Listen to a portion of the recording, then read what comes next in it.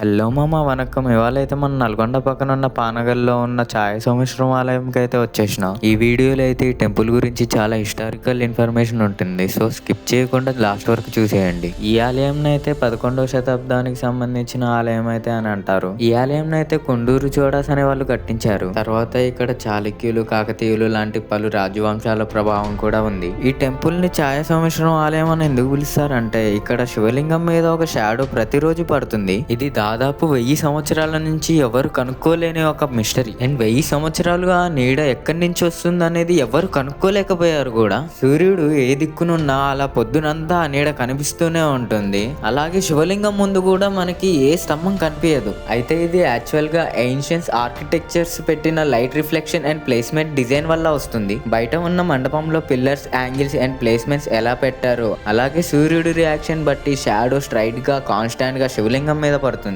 ఈ కాన్సెప్ట్ వల్ల ఈ టెంపుల్ కి ఛాయ సోమేశ్వరం ఆలయం అని పేరు వచ్చింది. అలాగే ఈ గుడి త్రికుట ఆలయం, అంటే 3 గర్భగృహాలు ఉంటాయి. శివుడు, సూర్యదేవుడు, విష్ణుదేవుడికి సంబంధించిన శ్రైన్స్ అని చెప్తారు. పిల్లర్స్ మీద మహాభారతం, రామాయణం లాంటి కర్వింగ్స్ చాలా బాగుంటాయి. ఇక స్టోన్ కర్వింగ్స్ అండ్ ఆర్కిటెక్చర్ చూసినప్పుడే తెలుస్తుంది మన తెలంగాణ ఏన్షియన్స్ కళ ఎంత బలంగా ఉంటుందో. అయితే కాలం గడిచే కొద్ది మొఘల్ సామ్రాజ్యం ఒక సమయంలో ఈ ప్రదేశాన్ని కంట్రోల్ చేసినప్పుడు కొన్ని చారిత్ర ప్రాంతాల్లో మొఘల్ సైన్యం కొన్ని ఆలయాల మీద దారుణంగా ప్రభావం చేసింది అని వివరాలు కనిపిస్తున్నాయి. ఆ టైంలో పానగల్ ప్రదేశంలో ఉన్న కొన్ని విగ్రహాల మీద కూడా నాశనం జరిగిందని లోకల్ చరిత్ర కథలు ఉన్నాయి. సో మామ, మీరైతే నల్గొండకు వస్తే ఈ టెంపుల్ని అయితే పక్కా విజిట్ చేయండి. మీ అందరికీ ఈ వీడియో నచ్చినట్టయితే లైక్, షేర్ అండ్ కామెంట్ చేసి సపోర్ట్ చేయండి మామ. ఇంకా ఇలాంటి ఇంట్రెస్టింగ్ వీడియోస్ కావాలంటే నా పేజీని ఫాలో చేయండి.